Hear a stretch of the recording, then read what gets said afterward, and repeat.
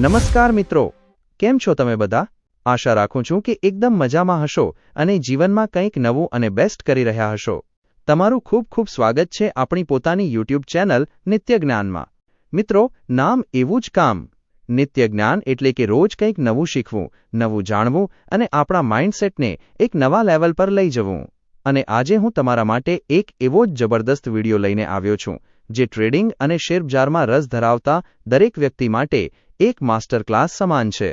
આજના આ વિડિયોમાં આપણે દુનિયાના સૌથી પ્રખ્યાત પુસ્તકોમાંથી એક એવા માર્કેટ વિઝાર્ડ્સના એક ખૂબ જ રસપ્રદ ઇન્ટરવ્યૂની ચર્ચા કરવાના છીએ. આ વિડિયોમાં બે મહાન વ્યક્તિઓ વચ્ચેની વાતચીત છે.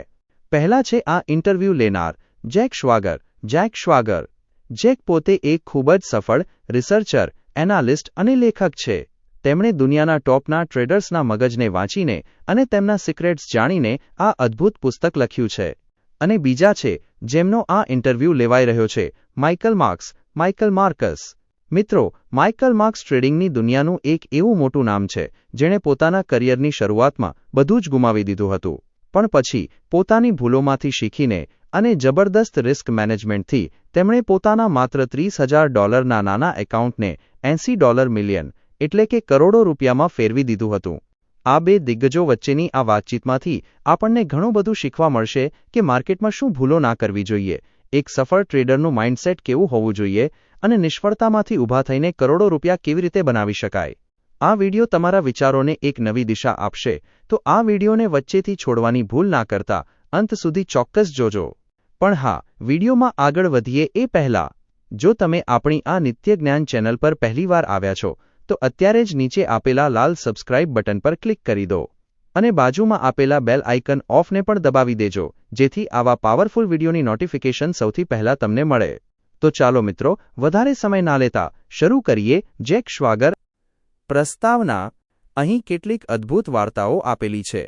એક ટ્રેડર જેણે પોતાની કરિયરની શરૂઆતમાં ઘણીવાર એકાઉન્ટ ખાલી કરી નાખ્યા પછી પોતાના $30,000 એકાઉન્ટને $80 મિલિયનમાં ફેરવી દીધું. એક ફંડ મેનેજર જેણે એવું કરી બતાવ્યું જે ઘણાને અશક્ય લાગતું હતું, 5 વર્ષ સુધી 100%થી વધુ ટ્રિપલ ડિજિટ રિટર્ન. અમેરિકાના એક નાના શહેરનો ટ્રેડર જેણે ખૂબ જ ઓછી મૂડીથી શરૂઆત કરી હતી અને આજે તે દુનિયાના સૌથી મોટા બોન્ડ ટ્રેડર્સમાંનો એક બની ગયો છે. એક પૂર્વ સિક્યોરિટીઝ એનાલિસ્ટ જેણે છેલ્લા 7 વર્ષોમાં મુખ્યત્વે સ્ટોક ઇન્ડેક્સ ફ્યુચર્સમાં ટ્રેડિંગ કરીને સરેરાશ 25%નું માસિક રિટર્ન, વાર્ષિક 1,400%થી વધુ મેળવ્યું છે.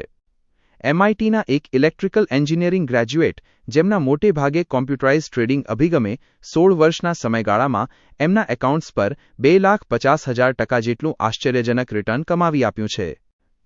તો આ પુસ્તકમાં આપેલા ઇન્ટરવ્યૂની માત્ર એક ઝલક છે.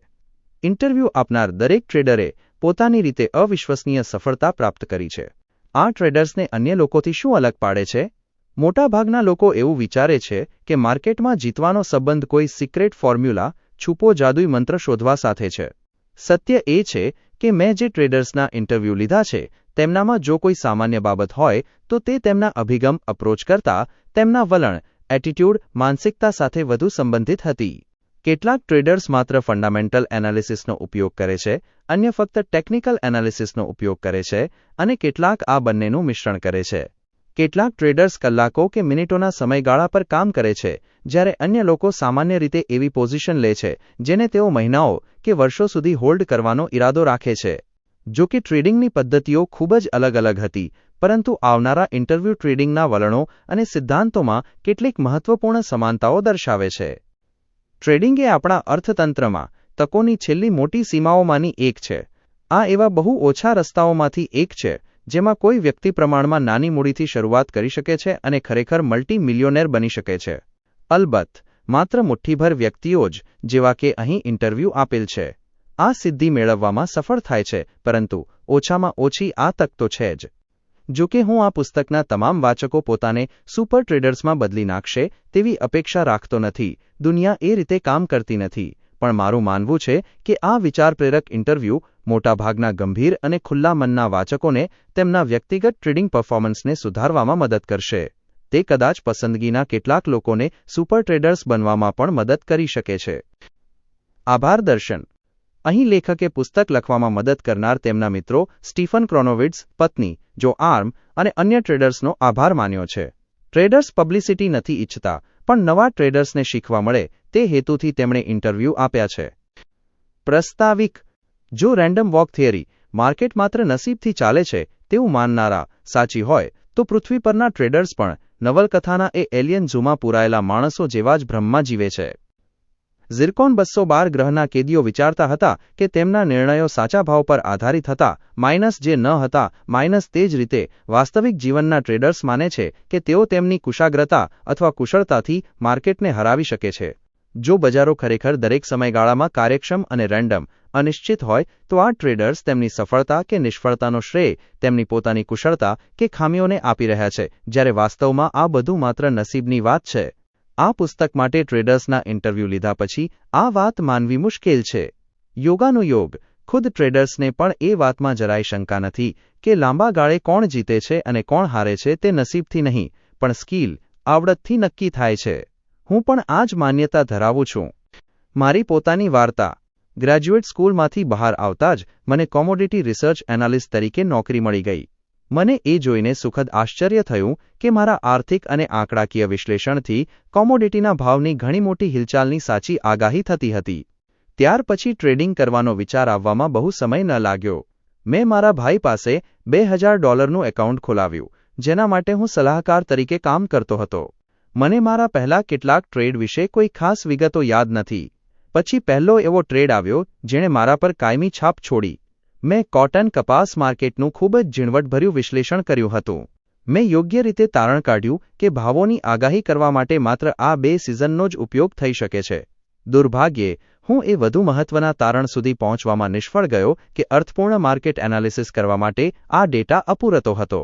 આ 2 સિઝનની સરખામણીના આધારે મેં અનુમાન લગાવ્યું કે કોટનના ભાવ, જે ત્યારે 25 સેન્ટ પ્રતિ પાઉન્ડ પર ટ્રેડ થઈ રહ્યા હતા, તે ઊંચા જશે, પરંતુ 32 થી 33 સેન્ટની આસપાસ ટોચ બનાવશે. મારી આગાહીનો શરૂઆતનો ભાગ સાચો સાબિત થયો, કારણ કે કોટનના ભાવ ઊંચા ગયા. મારા ધારેલા ટોપની એકદમ નજીક છે, મેં વિચાર્યું, અને મેં શોર્ટ સેલ કરવાનું નક્કી કર્યું. જો કે મારો નફો અને ઉત્સાહ અલ્પજીવી રહ્યા, કારણ કે કોટનના ભાવ ટૂંક સમયમાં નવી ઊંચાઈએ પહોંચ્યા અને પછી સતત ઊંચા જ ગયા. 32 cent, 33 cent, 34 cent, 34 cent, 35 cent. અંતે મારું એકાઉન્ટ ઝીરો થઈ જતાં મને મારી પોઝિશન કાપવાની ફરજ પડી. એ દિવસોમાં મારી પાસે વધારે પૈસા ન હોવા એ મારા માટે કદાચ સૌથી નસીબદાર બાબત હતી, કારણ કે આખરે કોટન 99 સેન્ટના અવિશ્વસનીય સ્તરે પહોંચી ગયું હતું. 2 બાબતોએ આખરે નિષ્ફળતાની આ પેટર્નને તોડી. પહેલું, હું સ્ટીવ ક્રોનોવિટ્ઝને મળ્યો. માર્કેટ પ્રત્યેનો સ્ટીવનો અભિગમ કડક રીતે ટેકનિકલ હતો. મને સમજાયું કે ઓછામાં ઓછું મારા પોતાના માટે સફળ ટ્રેડિંગ માટે એકલું ફંડામેન્ટલ એનાલિસિસ અપૂરતું હતું. ટ્રેડના સાચા ટાઈમિંગ માટે મારે ટેકનિકલ એનાલિસિસનો પણ સમાવેશ કરવાની જરૂર હતી. બીજું મુખ્ય તત્વ જેણે આખરે મને વિજેતાની હરોળમાં મૂક્યો તે એ સમજ હતી કે સફળ ટ્રેડિંગ માટે રિસ્ક કંટ્રોલ, જોખમ સંચાલન એકદમ આવશ્યક છે. મેં નક્કી કર્યું કે હું હવે ક્યારેય એક જ ટ્રેડમાં મારું બધું ગુમાવવા દઈશ નહીં, પછી ભલે મને મારા માર્કેટ વ્યૂ, અંદાજ પર ગમે તેટલો વિશ્વાસ હોય. આશ્ચર્યની વાત એ છે કે જે ટ્રેડને હું મારો ટર્નિંગ પોઈન્ટ અને મારા અત્યાર સુધીના શ્રેષ્ઠ ટ્રેડ્સમાંનો એક માનું છું, તે ખરેખર એક નુકસાનનો ટ્રેડ હતો. લેખક આગળ સમજાવે છે કે કેવી રીતે તેમણે સ્ટોપ લોસનો ઉપયોગ કરીને મોટા નુકસાનથી પોતાની જાતને બચાવી અને પછી રિસ્ક મેનેજમેન્ટની મદદથી નાના એકાઉન્ટને મોટું બનાવ્યું. જવાબો શોધવાની ઈચ્છા એ આ પુસ્તક લખવા માટેની મારી પ્રેરણાઓમાંની એક હતી. હું એવા ટ્રેડર્સને પૂછવા માંગતો હતો જેઓ પહેલાથી જ સફળ થઈ ગયા હતા, તમારી સફળતાના મુખ્ય તત્વો શું છે? તમે માર્કેટમાં કયો અભિગમ વાપરો છો? તમે કયા ટ્રેડિંગ નિયમોનું પાલન કરો છો? ભાગ 1. ફ્યુચર્સ અને કરન્સી. ફ્યુચર્સનું રહસ્ય ઉકેલવું. આ પુસ્તકમાં ચર્ચા કરેલા તમામ બજારોમાંથી ફ્યુચર્સ માર્કેટ કદાચ એવું છે જે મોટાભાગના રોકાણકારો દ્વારા સૌથી ઓછું સમજાયું છે. તે સૌથી ઝડપથી વિકસતા બજારોમાંનું એક પણ છે. છેલ્લા 20 વર્ષોમાં ફ્યુચર્સમાં ટ્રેડિંગ વોલ્યુમ 20 ગણાથી વધુ વધ્યું છે.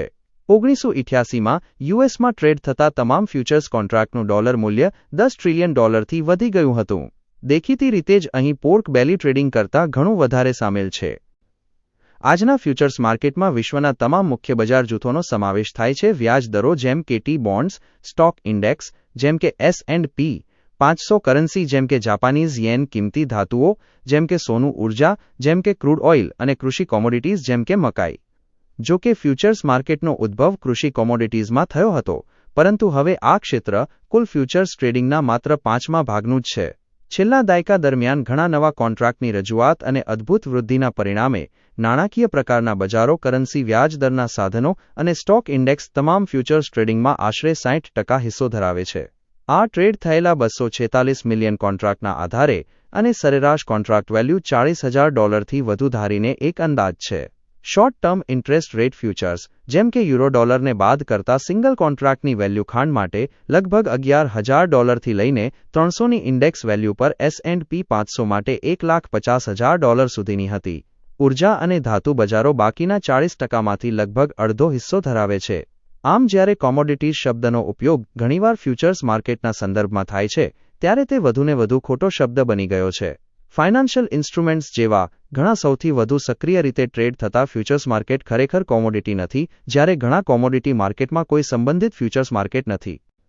ફ્યુચર્સ માર્કેટનો સાર તેના નામમાં જ છે. ટ્રેડિંગમાં વર્તમાન સમયની વિરુદ્ધ ભવિષ્યની ડિલિવરી તારીખ માટે સોના જેવી કોમોડિટી અથવા ટી-બોન્ડ્સ જેવા ફાઇનાન્શિયલ ઇન્સ્ટ્રુમેન્ટ માટે પ્રમાણિત કોન્ટ્રાક્ટ સામેલ છે. ઉદાહરણ તરીકે, જો કોઈ ઓટોમોબાઈલ ઉત્પાદકને વર્તમાન કામગીરી માટે તાંબાની જરૂર હોય તો તે તેની સામગ્રી સીધી ઉત્પાદક પાસેથી ખરીદશે. જો કે જો એ જ ઉત્પાદકને ચિંતા હોય કે 6 મહિનામાં તાંબાના ભાવ ઘણા વધારે હશે, તો તે અત્યારે કોપર ફ્યુચર્સ ખરીદીને તે સમયે તેનો ખર્ચ લગભગ નક્કી કરી શકે છે. ભવિષ્યના ભાવના જોખમના આ ઘટાડાને હેજ કહેવામાં આવે છે. જો આ સમયગાળા દરમિયાન તાંબાના ભાવ વધે છે, તો ફ્યુચર્સ હેજ પરનો નફો વાસ્તવિક ખરીદીના સમયે તાંબાના ઊંચા ખર્ચને લગભગ સરભર કરશે. અલબત્ત જો તાંબાના ભાવ ઘટશે તો ફ્યુચર્સ હેજમાં નુકસાન થશે, પરંતુ ઉત્પાદક આખરે નક્કી કરેલા સ્તર કરતાં નીચા ભાવે તાંબુ ખરીદશે. ઉપરોક્ત ઓટોમોબાઈલ ઉત્પાદક જેવા હેજર્સ પ્રતિકૂળ ભાવની હિલચાલનું જોખમ ઘટાડવા માટે ફ્યુચર્સ માર્કેટમાં ભાગ લે છે, જ્યારે ટ્રેડર્સ અપેક્ષિત ભાવ ફેરફારોથી નફો મેળવવાના પ્રયાસ રૂપે ભાગ લે છે. વાસ્તવમાં ઘણા ટ્રેડર્સ વિવિધ કારણોસર ટ્રેડિંગ માટે તેમના કેશ માર્કેટ કરતાં ફ્યુચર્સ માર્કેટને વધુ પસંદ કરશે. એક પ્રમાણિત કોન્ટ્રાક્ટ્સ ફ્યુચર્સ કોન્ટ્રાક્ટ્સ જથ્થા અને ગુણવત્તાના સંદર્ભમાં પ્રમાણિત હોય છે. આમ ટ્રેડરને પોઝિશન શરૂ કરવા અથવા કાપવા માટે કોઈ ચોક્કસ ખરીદનાર કે વેચનારને શોધવાની જરૂર પડતી નથી. 2 લિક્વિડિટી તમામ મુખ્ય ફ્યુચર્સ માર્કેટ ઉત્તમ લિક્વિડિટી પ્રદાન કરે છે. 3 શોર્ટ જવાની સરળતા ફ્યુચર્સ માર્કેટમાં લોંગ જવાની જેટલી જ સરળતાથી શોર્ટ જવાની છૂટ છે. ઉદાહરણ તરીકે, શેરબજારમાં શોર્ટ સેલર જે વાસ્તવમાં વેચવા માટે શેર ઉધાર લે છે, તેણે પોઝિશન શરૂ કરતા પહેલા અપટિકની રાહ જોવી પડે છે. ફ્યુચર્સ માર્કેટમાં આવો કોઈ પ્રતિબંધ નથી. 4 લેવરેજ ફ્યુચર્સ માર્કેટ જબરદસ્ત લેવરેજ આપે છે. સામાન્ય રીતે કહીએ તો પ્રારંભિક માર્જિનની જરૂરિયાત કોન્ટ્રાક્ટ વેલ્યુના 5-10% જેટલી હોય છે. ફ્યુચર્સ માર્કેટમાં માર્જિન શબ્દનો ઉપયોગ દુર્ભાગ્યપૂર્ણ છે, કારણ કે તે શેરમાં માર્જિનના ખ્યાલ સાથે ભારે મૂંઝવણ ઊભી કરે છે. ફ્યુચર્સ માર્કેટમાં માર્જિનનો અર્થ આંશિક ચૂકવણી એવો થતો નથી, કારણ કે સમાપ્તિ તારીખ સુધી કોઈ વાસ્તવિક વ્યવહાર થતો નથી. તેના બદલે માર્જિન મૂળભૂત રીતે ગુડ ફેઇથ ડિપોઝિટ છે. જો કે ટ્રેડર્સ માટે ફ્યુચર્સ માર્કેટની લાક્ષણિકતાઓમાં ઉચ્ચ લેવરેજ એક છે, પરંતુ એ વાત પર ભાર મૂકવો જોઈએ કે લેવરેજ 2 ધારી તલવાર છે. લેવરેજનો શિસ્તહીન ઉપયોગ એ એકમાત્ર સૌથી મોટું કારણ છે જેનાથી મોટાભાગના ટ્રેડર્સ ફ્યુચર્સ માર્કેટમાં પૈસા ગુમાવે છે. સામાન્ય રીતે ફ્યુચર્સના ભાવ અંડરલાઇંગ કેશના ભાવ અથવા તે બાબતે ઘણા શેરો કરતાં વધુ અસ્થિર હોતા નથી. ફ્યુચર્સની ઉચ્ચ જોખમની પ્રતિષ્ઠા મોટે ભાગે લેવરેજ ફેક્ટરનું પરિણામ છે. 5 ઓછો ટ્રાન્ઝેક્શન ખર્ચ ફ્યુચર્સ માર્કેટ ખૂબ જ ઓછો ટ્રાન્ઝેક્શન ખર્ચ પૂરો પાડે છે. ઉદાહરણ તરીકે, સ્ટોક પોર્ટફોલિયો મેનેજર માટે વ્યક્તિગત શેર વેચવા કરતાં સ્ટોક ઇન્ડેક્સ ફ્યુચર્સ કોન્ટ્રાક્ટ્સની સમાન ડોલર રકમ વેચીને માર્કેટ એક્સપોઝર ઘટાડવું ઘણું ઓછું ખર્ચાળ છે. 6. ઓફસેટની સરળતા બજારના કલાકો દરમિયાન કોઈપણ સમયે ફ્યુચર્સ પોઝિશનને સરભર કરી શકાય છે, જો ભાવ લિમિટ અપ અથવા લિમિટ ડાઉન પર લોક ન થયા હોય. કેટલાક ફ્યુચર્સ માર્કેટ દૈનિક મહત્તમ ભાવ ફેરફારો સ્પષ્ટ કરે છે. એવા કિસ્સાઓમાં કે જ્યાં મુક્ત બજાર દળો સામાન્ય રીતે ભાવ મર્યાદા દ્વારા સૂચિત સીમાઓની શ્રેણીની બહાર સંતુલન ભાવની શોધ કરે છે, ત્યાં બજાર ફક્ત તે મર્યાદા સુધી જશે અને ટ્રેડિંગ વર્ચ્યુઅલ રીતે બંધ થઈ જશે. 7. એક્સચેન્જ દ્વારા ગેરંટી ફ્યુચર્સ ટ્રેડરે ટ્રેડની બીજી બાજુની વ્યક્તિની નાણાકીય સ્થિરતા વિશે ચિંતા કરવાની જરૂર નથી. તમામ ફ્યુચર્સ ટ્રાન્ઝેક્શનની ખાતરી એક્સચેન્જના ક્લિયરિંગ હાઉસ દ્વારા આપવામાં આવે છે. તેમના માળખા મુજબ ફ્યુચર્સ તેમના અંડરલાઇંગ બજારો સાથે નજીકથી જોડાયેલા હોવાથી આર્બિટ્રેજર્સની પ્રવૃત્તિ ખાતરી આપે છે કે વિચલનો પ્રમાણમાં નાના અને અલ્પજીવી હોય છે. ફ્યુચર્સમાં ભાવની હિલચાલ સંબંધિત કેશ માર્કેટની બરાબર સમાંતર હશે. એ વાતને ધ્યાનમાં રાખીને કે મોટાભાગની ફ્યુચર્સ ટ્રેડિંગ પ્રવૃત્તિ ફાઇનાન્સિયલ ઇન્સ્ટ્રુમેન્ટ્સમાં કેન્દ્રિત છે, ઘણા ફ્યુચર્સ ટ્રેડર્સ વાસ્તવમાં સ્ટોક્સ, બોન્ડ્સ અને કરન્સીના ટ્રેડર્સ છે. આ સંદર્ભમાં નીચેના પ્રકરણોમાં ઇન્ટરવ્યૂ લેવાયેલા ફ્યુચર્સ ટ્રેડર્સની ટિપ્પણીઓ એવા રોકાણકારો માટે પણ સીધી સુસંગતતા ધરાવે છે જેમણે ક્યારેય સ્ટોક્સ અને બોન્ડ્સ સિવાય બીજું કંઈ કર્યું નથી. ઇન્ટરબેંક કરન્સી માર્કેટની વ્યાખ્યા. ઇન્ટરબેંક કરન્સી માર્કેટ એ 24 કલાકનું બજાર છે જે અક્ષરશઃ વિશ્વભરમાં સૂર્યને અનુસરે છે, યુએસમાં બેન્કિંગ કેન્દ્રોથી ઓસ્ટ્રેલિયા દૂર પૂર્વ યુરોપ અને અંતે ફરીથી યુએસ તરફ જાય છે. ઝડપથી બદલાતા ચલણ મૂલ્યોની દુનિયામાં એક્સચેન્જ જોખમને હેજ કરવાની કંપનીઓની જરૂરિયાત પૂરી કરવા માટે આ બજાર અસ્તિત્વમાં છે. ઉદાહરણ તરીકે, જો કોઈ જાપાનીઝ ઇલેક્ટ્રોનિક્સ ઉત્પાદક યુએસમાં સ્ટીરિયો સાધનોના નિકાસ વેચાણ માટે વાટાઘાટો કરે છે જેમાં 6 મહિના પછી ડોલરમાં ચૂકવણી પ્રાપ્ત થવાની છે, તો તે ઉત્પાદક આ સમયગાળા દરમિયાન યેન સામે ડોલરના અવમૂલ્યન માટે સંવેદનશીલ છે.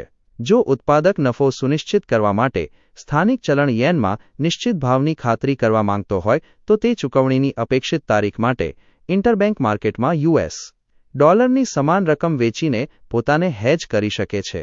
બેંકો ઉત્પાદકને ચોક્કસ ભવિષ્યની તારીખ માટે જરૂરી ચોક્કસ રકમ માટે વિનિમય દર આપશે. વિનિમય દરોમાં ફેરફાર અંગેની તેમની અપેક્ષાઓમાંથી નફો મેળવવાના પ્રયાસ રૂપે સટોડિયાઓ ઇન્ટરબેંક કરન્સી માર્કેટમાં ટ્રેડ કરે છે. ઉદાહરણ તરીકે, જે સટોડિયાએ ડોલર સામે બ્રિટિશ પાઉન્ડમાં ઘટાડાની અપેક્ષા રાખી હોય તે ખાલી બ્રિટિશ પાઉન્ડ આગળ વેચશે. ઇન્ટરબેંક માર્કેટમાં તમામ વ્યવહારો યુએસ ડોલરમાં થાય છે. જે સટોડિયાએ જાપાનીઝ યેન સામે બ્રિટિશ પાઉન્ડમાં ઘટાડાની અપેક્ષા રાખી હોય તે જાપાનીઝ યેનની ચોક્કસ ડોલર રકમ ખરીદશે અને બ્રિટિશ પાઉન્ડની સમાન ડોલર રકમ વેચશે. માઇકલ માર્ક્સ બ્લાઇટ ક્યારેય બે વાર ત્રાટકતો નથી. માઇકલ માર્ક્સે એક મોટા બ્રોકરેજ હાઉસ માટે કોમોડિટી રિસર્ચ એનાલિસ્ટ તરીકે પોતાની કારકિર્દીની શરૂઆત કરી હતી. ટ્રેડિંગ પ્રત્યેના તેમના ભારે આકર્ષણને કારણે તેમણે ફૂલ ટાઈમ ટ્રેડિંગ કરવા માટે પોતાની પગારદાર નોકરી છોડી દીધી.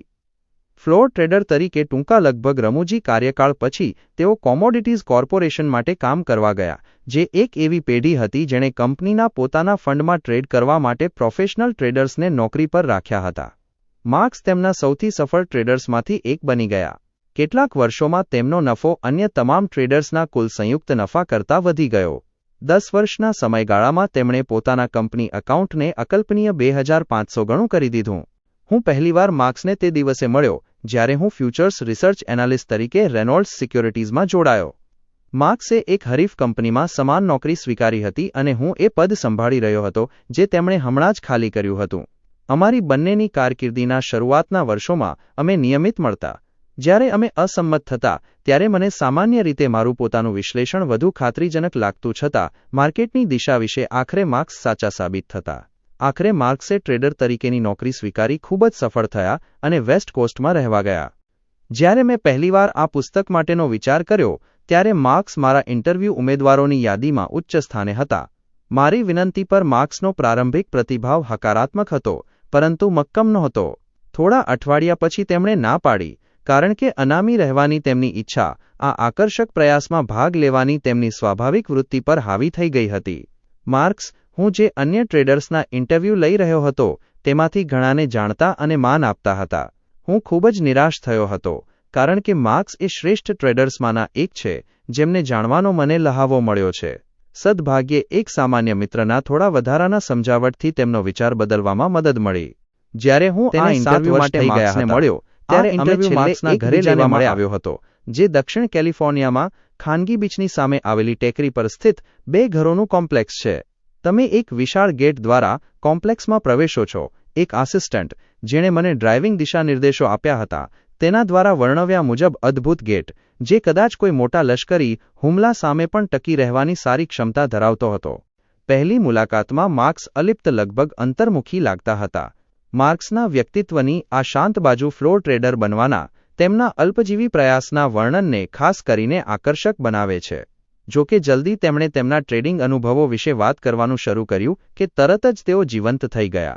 અમારી વાતચીત તેમના શરૂઆતના રોલર કોસ્ટર વર્ષો પર કેન્દ્રિત હતી, જેને તેઓ તેમની કારકિર્દીના સૌથી રસપ્રદ વર્ષો માનતા હતા. તમને ફ્યુચર્સ ટ્રેડિંગમાં પહેલીવાર રસ કેવી રીતે પડ્યો? હું કંઈક અંશે વિદ્વાન જેવો હતો. 1969માં મેં જ્હોન્સ હોપકિન્સમાંથી ફાઇ બીટા કપ્પા સાથે મારા ક્લાસમાં લગભગ ટોપ પર ગ્રેજ્યુએશન કર્યું. મારી પાસે ક્લાર્ક યુનિવર્સિટીમાં સાયકોલોજીમાં પીએચડી ફેલોશિપ હતી અને હું પ્રોફેસરનું જીવન જીવવાની પૂરી અપેક્ષા રાખતો હતો. એક સામાન્ય મિત્ર મારફતે હું જ્હોન નામના આ વ્યક્તિને મળ્યો, જે દાવો કરતો હતો કે તે દર 2 અઠવાડિયે મારા પૈસા ડબલ કરી શકે છે, એકદમ સમયસર. આ ખૂબ જ આકર્ષક લાગતું હતું. તે હસે છે. મને નથી લાગતું કે મેં જ્હોનને એ પણ પૂછ્યું હોય કે તે આ કેવી રીતે કરી શકે છે.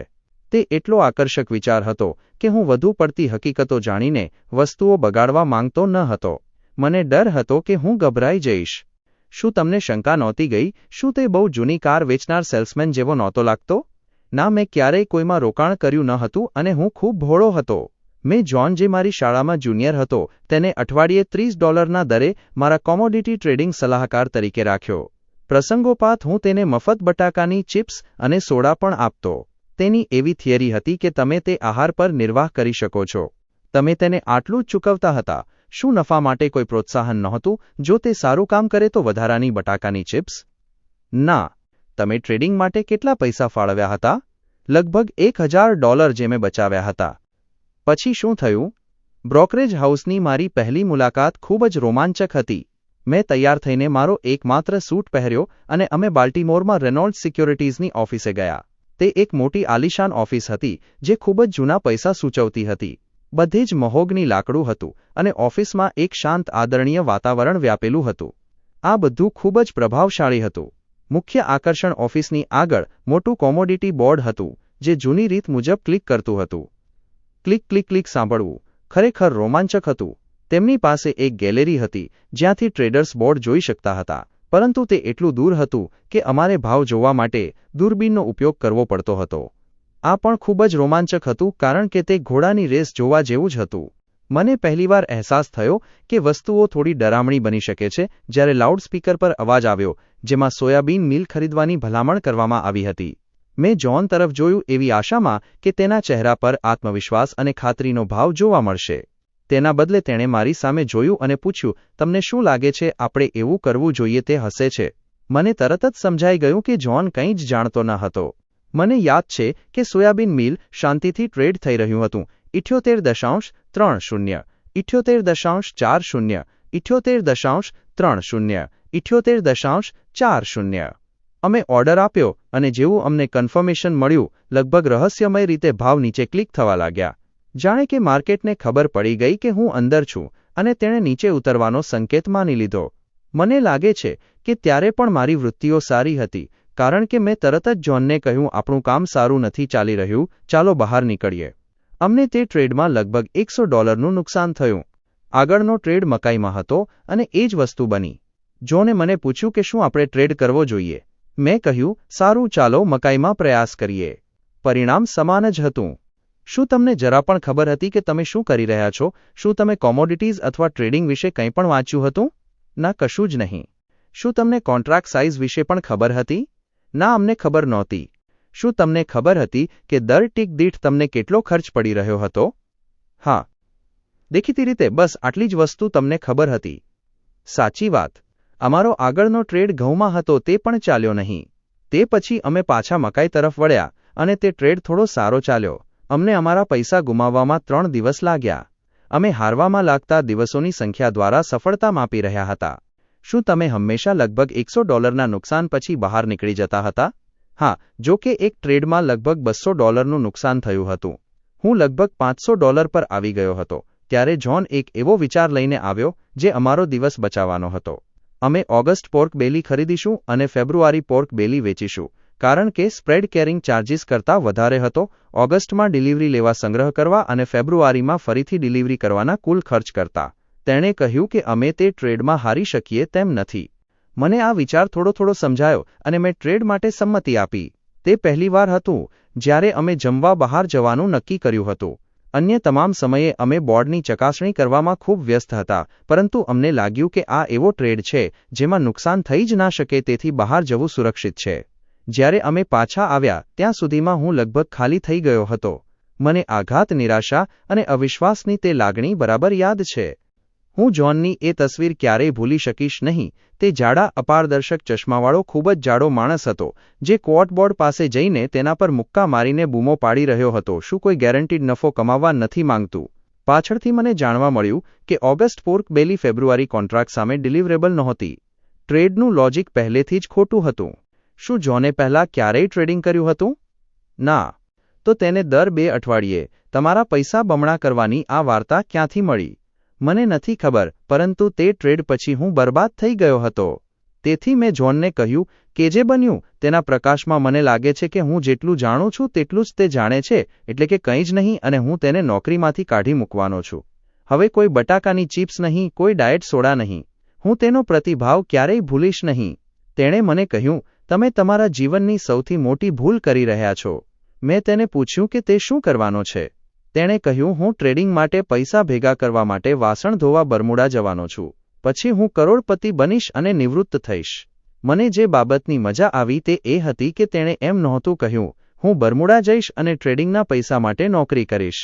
તે ખૂબ જ સ્પષ્ટ હતો. તે પોતાનો ટ્રેડિંગ હિસ્સો મેળવવા માટે વાસણ ધોવાનો જ હતો. આખરે જ્હોનનું શું થયું? આજની તારીખ સુધી મને કોઈ ખ્યાલ નથી. હું એટલું જાણું છું કે કદાચ તે વાસણ ધોવાને કારણે બરમુડામાં કરોડપતિ તરીકે જીવતો હોય. તે પછી મેં બીજા $500 ભેગા કર્યા અને ચાંદીના થોડા ટ્રેડ મૂક્યા. મેં તે હિસ્સો પણ ગુમાવી દીધો. મારા પ્રથમ 8 ટ્રેડ 5 જ્હોન સાથે અને 3 મારી જાતે કરેલા બધામાં નુકસાન થયું હતું. શું તમારા મનમાં ક્યારેય એવો વિચાર આવ્યો કે કદાચ ટ્રેડિંગ તમારા માટે નથી? ના. મેં હંમેશા શાળામાં સારું પ્રદર્શન કર્યું હતું, તેથી મેં વિચાર્યું કે આ માત્ર આવડત મેળવવાની વાત છે. મારા પિતા, જેઓ હું 15 વર્ષનો હતો ત્યારે મૃત્યુ પામ્યા હતા, તેમણે જીવન વીમામાં $3000 છોડ્યા હતા, જેને મેં મારી માતાના વાંધા છતાં રોકડમાં ફેરવવાનું નક્કી કર્યું. પરંતુ હું જાણતો હતો કે ફરીથી ટ્રેડિંગ કરતા પહેલા મારે ખરેખર કંઈક શીખવાની જરૂર છે.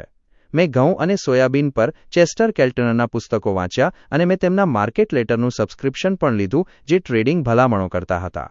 મેં પ્રથમ ભલામણનું પાલન કર્યું, જે ઘઉં ખરીદવાની હતી, અને તે કામ કરી ગઈ.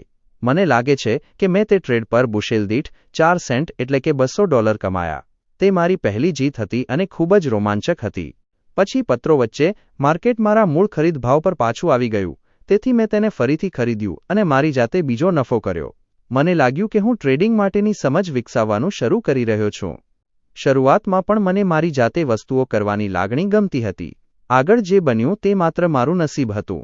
મેં કેલ્ટનરની ભલામણના આધારે 1970ના ઉનાળામાં ડિસેમ્બર મકાઈના 3 કોન્ટ્રાક્ટ ખરીદ્યા. તે એવો ઉનાળો હતો જેમાં બ્લાઇટ રોગે મકાઈના પાકને બરબાદ કરી દીધો હતો. શું તે તમારી પ્રથમ મોટી જીત હતી? હા, તે ટ્રેડ સાથે થોડી વધુ મકાઈ, ઘઉં અને સોયાબીન ખરીદવાથી, અંશતઃ પત્રમાં કરેલી ભલામણો પર અને અંશતઃ મારી પોતાની અંતર્જ્ઞાન પર. જ્યારે તે શાનદાર ઉનાળો પૂરો થયો ત્યારે મેં $30,000 ભેગા કર્યા હતા. મધ્યમ વર્ગના પરિવારમાંથી આવતા હોવાથી આ મારા માટે એક મોટી રકમ હતી. મને લાગ્યું કે તે વિશ્વની શ્રેષ્ઠ વસ્તુ હતી. તમે નફો ક્યારે લેવો તે કેવી રીતે નક્કી કર્યું? મેં અમુક નફો માર્કેટ ઉપર જતી વખતે લીધો અને અમુક જ્યારે માર્કેટ નીચે આવવા લાગ્યું ત્યારે. એકંદરે મેં ખૂબ જ સારી રીતે કમાણી કરી. તો સહજ રીતે તમે ત્યારે પણ યોગ્ય જ કરી રહ્યા હતા? હા. પછી તે પાનખરમાં મેં મેસેચ્યુસેટ્સના વર્સેસ્ટરમાં ગ્રેજ્યુએટ સ્કૂલમાં હાજરી આપી, પરંતુ મને લાગ્યું કે મારે મારા થીસીસ વિશે વિચારવું નહોતું. ક્લાસમાં જવાને બદલે હું વારંવાર ટ્રેડ કરવા માટે વર્સેસ્ટરમાં પેઇન વેબર ઓફિસમાં છુપાઈને જતો. હું મારો સારો સમય પસાર કરી રહ્યો હતો. મેં થોડા પૈસા કમાયા, બહુ નહીં. હું મારી જાતને વારંવાર ક્લાસ છોડતો જોઈને આઘાત પામ્યો હતો, કારણ કે હું જોન્સ હોપકિન્સમાં એક સમર્પિત વિદ્વાન રહ્યો હતો. મને સમજાઈ ગયું કે ભવિષ્ય સ્પષ્ટ હતું અને ડિસેમ્બર 1970માં મેં શાળા છોડી દીધી અને ન્યૂયોર્ક રહેવા ગયો. હું થોડા સમય માટે વાય ખાતે રહ્યો. જ્યારે લોકો મને પૂછતા કે હું શું કરું છું ત્યારે હું તેમને ખૂબ ગર્વથી કહેતો કે હું સટોડિયો છું. તે સાંભળવામાં સારું લાગતું હતું. 1971ની વસંત ઋતુમાં અનાજ ફરીથી રસપ્રદ બનવા લાગ્યું. એવી થિયરી ચાલી રહી હતી કે બ્લાઇટ રોગ શિયાળામાં પણ ટકી રહ્યો છે અને તે ફરીથી મકાઈના પાક પર હુમલો કરવાનો છે. મેં નક્કી કર્યું કે આ વખતે હું બ્લાઇટ માટે ખરેખર સારી પોઝિશનમાં હોઈશ. શું આ કેલ્ટનરની થિયરી હતી કે માત્ર બજારની અફવા? મને લાગે છે કે કેલ્ટનર પણ તે માનતા હતા. મેં મારી માતા પાસેથી $20,000 ઉછીના લીધા, તેને મારા $30,000 ઉમેર્યા અને બ્લાઇટ રોગ પર બધું દાવ પર લગાવી દીધું. મેં $50,000 માર્જિનમાં શક્ય હોય તેટલા મકાઈ અને ઘઉંના મહત્તમ કોન્ટ્રાક્ટ ખરીદ્યા. શરૂઆતમાં બજારો સ્થિર રહ્યા કારણ કે ભાવ ઊંચા રાખવા માટે બ્લાઇટનો પૂરતો ડર હતો. હું પૈસા કમાઈ રહ્યો ન હતો, પરંતુ ગુમાવી પણ રહ્યો ન હતો. પછી એક દિવસ હું આ ક્યારેય ભૂલીશ નહીં. વોલ સ્ટ્રીટ જર્નલમાં એક લેખ આવ્યો, જેની હેડલાઇન હતી મિડવેસ્ટના મકાઈના ખેતરો કરતાં શિકાગો. બોર્ડ ઓફ ટ્રેડના ફ્લોર પર વધુ બ્લાઇટ રોગ છે તે હસે છે. મકાઈનું માર્કેટ ખૂબ જ નીચું ખુલ્યું અને ખૂબ જ ઝડપથી લિમિટ ડાઉન થઈ ગયું. ઘણા ફ્યુચર્સ માર્કેટમાં દૈનિક મહત્તમ ભાવ ફેરફાર ચોક્કસ મર્યાદા દ્વારા પ્રતિબંધિત હોય છે. લિમિટ ડાઉન આટલા મોટા ઘટાડાનો સંદર્ભ આપે છે, જ્યારે લિમિટ અપ સમાન વધારાનો સંદર્ભ આપે છે. જો આ કિસ્સામાં જેમ બન્યું, મુક્ત બજારના દળોની ક્રિયાપ્રતિક્રિયાથી પરિણમતો સંતુલન ભાવ લિમિટ ડાઉન ભાવ કરતાં નીચે હોય તો બજાર લિમિટ ડાઉન લોક થઈ જશે, એટલે કે ટ્રેડિંગ વર્ચ્યુઅલ રીતે બંધ થઈ જશે. કારણ પ્રતિબંધિત લિમિટ ડાઉન ભાવે વેચનારાઓ પુષ્કળ હશે, પરંતુ કોઈ ખરીદદાર તૈયાર નહીં હોય. શું તમે બજારને તૂટતું જોઈ રહ્યા હતા? હા, હું બ્રોકરેજ ઓફિસમાં હતો અને ભાવ ઘટતા બોર્ડ જોઈ રહ્યો હતો. શું તમે બજાર લિમિટ ડાઉન લોક થાય તે પહેલાં નીચે જતી વખતે બહાર નીકળવાનું વિચાર્યું હતું? મને લાગ્યું કે મારે બહાર નીકળી જવું જોઈએ, પરંતુ હું ફક્ત જોતો રહ્યો. હું સંપૂર્ણપણે સ્તબ્ધ થઈ ગયો હતો. હું આશા રાખતો હતો કે બજાર પાછું ફરશે. હું જોતો જ રહ્યો, અને પછી તે લિમિટ ડાઉન લોક થયા પછી હું બહાર નીકળી શક્યો નહીં. મારી પાસે વિચારવા માટે આખી રાત હતી, પરંતુ મારી પાસે ખરેખર કોઈ વિકલ્પ નહોતો. મારી પાસે હવે કોઈ પૈસા નહોતા અને મારે બહાર નીકળવું જ પડ્યું. બીજા દિવસે સવારે મેં ખુલતાની સાથે જ મારી આખી પોઝિશન કાપી નાખી. શું બજાર ખુલતાની સાથે જ ફરીથી ખૂબ નીચે હતું? ના, ખૂબ નીચે નહીં, માત્ર લગભગ 2 સેન્ટ. તમે તમારી પોઝિશન કાપી ત્યાં સુધીમાં તમને ટ્રેડમાં કેટલું નુકસાન થયું હતું? મેં મારા પોતાના $30,000 વત્તા મારી માતાએ મને આપેલા $20,000માંથી $12,000 ગુમાવ્યા. આ મારા માટે મારા બધા જ પૈસા દાવ પર લગાવવાનો પાઠ હતો. પછી તમે શું કર્યું? હું ખરેખર અસ્વસ્થ હતો. મેં નક્કી કર્યું કે મારે કામે જવું પડશે. તે સમયે મંદી હોવાથી મેં વિચાર્યું કે કદાચ મને ખરેખર સારી નોકરી નહીં મળે અને મારે નીચા હોદ્દા માટે સમાધાન કરવાનો પ્રયાસ કરવો જોઈએ. મને લાગ્યું કે ભલે મેં એવા હોદ્દાઓ માટે ઇન્ટરવ્યૂ આપ્યા જેના માટે હું અસાધારણ રીતે લાયક હતો, છતાં મને કોઈ નોકરી મળતી જણાતી નહોતી. આખરે મને સમજાયું કે મને આ નોકરીઓ મળી શકી નથી કારણ કે મને ખરેખર તે જોઈતી નહોતી. મને મળેલી નોકરીની શ્રેષ્ઠ તકોમાંની એક રેનોલ્ડ્સ સિક્યોરિટીઝમાં કોમોડિટી રિસર્ચ એનાલિસ્ટની જગ્યા હતી. મને જાણવા મળ્યું કે આ વધુ સારી પોઝિશન મેળવવી સરળ હતી કારણ કે તેઓ કહી શકતા હતા કે મને ખરેખર તેની જરૂર છે. હું શીખ્યો કે જો તમે તમને જે જોઈએ છે તેના માટે પ્રયાસ કરો તો તમને તે મેળવવાની વધુ સારી તક છે કારણ કે તમે તેના વિશે વધુ પરવા કરો છો. ખેર, મારી ઓફિસ અને મુખ્ય ઓફિસ જ્યાં બ્રોકર્સ બેસતા હતા તેની વચ્ચે કાચનું પાર્ટીશન હતું. મારામાં હજુ પણ ટ્રેડિંગનો કીડો હતો અને તેમને ટ્રેડિંગ કરતા અને ઉત્સાહથી બૂમો પાડતા જોવા ખૂબ જ પીડાદાયક હતું. જ્યારે તમે ફક્ત સંશોધન કરી રહ્યા હતા? સાચી વાત, કારણ કે એનાલિસ્ટને ટ્રેડ કરવાની સખત મનાઈ હતી. પરંતુ મેં નક્કી કર્યું કે હું તેને મને રોકવા નહીં દઉં. મેં મારી માતા, મારા ભાઈ અને મારી ગર્લફ્રેન્ડ પાસેથી ફરીથી ઉધાર લીધું અને બીજી પેઢીમાં ખાતું ખોલાવ્યું. મારી ઓફિસના લોકોને એ જાણતા અટકાવવા કે હું નિયમોનો ભંગ કરી રહ્યો છું, મેં મારા બ્રોકર સાથે એક જટિલ કોડ સિસ્ટમ બનાવી. ઉદાહરણ તરીકે, જો હું એમ કહું કે સૂર્ય નીકળ્યો છે તો તેનો એક અર્થ થતો, જ્યારે જો હું એમ કહું કે હવામાન વાદળછાયું છે તો તેનો અર્થ કંઈક બીજો થતો. જ્યારે હું મારા બજારના અહેવાલો લખવાનો પ્રયાસ કરી રહ્યો હતો ત્યારે હું મુખ્ય ઓફિસમાં મોટા ટ્રેડિંગ બોર્ડ પરના ભાવ જોવા માટે કાચના પાર્ટીશનમાંથી ડોકિયું કરતો હતો. જ્યારે હું જીતતો હતો ત્યારે હું મારો ઉત્સાહ છુપાવવાનો પ્રયાસ કરતો અને જ્યારે હું હારતો હતો ત્યારે મારે ખાતરી કરવી પડતી કે તે મારા ચહેરા પર ન દેખાય. મને નથી લાગતું કે કોઈ ક્યારેય પકડી શક્યું હોય, પરંતુ તે સમગ્ર સમય દરમિયાન હું મેનિક ડિપ્રેસિવ સ્થિતિમાં હતો. હું ત્રાસ અનુભવતો હતો કારણ કે હું આ નાટક કર્યા વિના ટ્રેડિંગ કરવા માટે મુક્ત થવા માંગતો હતો. આ સમય દરમિયાન તમે પૈસા કમાઈ રહ્યા હતા કે ગુમાવી રહ્યા હતા? મેં ગુમાવ્યા. તે પૈસા ઉધાર લેવા અને સતત ગુમાવવાનું એ જ જૂનું ચક્ર હતું. શું તમને ત્યારે ખબર હતી કે તમે શું ખોટું કરી રહ્યા છો? સારો પ્રશ્ન. મૂળભૂત રીતે મને ટ્રેડિંગ સિદ્ધાંતોની કોઈ વાસ્તવિક સમજ નહોતી. હું બધું જ ખોટું કરી રહ્યો હતો. પછી ઓક્ટોબર 1971માં મારા બ્રોકરની ઓફિસમાં હું એવા લોકોમાંથી એકને મળ્યો જેને હું મારી સફળતાનો શ્રેય આપું છું. તે કોણ હતું? એડ સેકોટા. તેઓ એક પ્રતિભાશાળી અને મહાન ટ્રેડર છે જે અસાધારણ રીતે સફળ રહ્યા છે. જ્યારે હું પહેલીવાર એડને મળ્યો ત્યારે તેઓ તાજેતરમાં MITમાંથી સ્નાતક થયા હતા અને ટેકનિકલ સિસ્ટમના પરીક્ષણ અને ટ્રેડિંગ માટે પ્રથમ કમ્પ્યુટર પ્રોગ્રામ્સમાંથી એક વિકસાવ્યો હતો. મને હજુ પણ ખબર નથી કે એડે આટલી નાની ઉંમરે ટ્રેડિંગ વિશે આટલું બધું જ્ઞાન કેવી રીતે ભેગું કર્યું.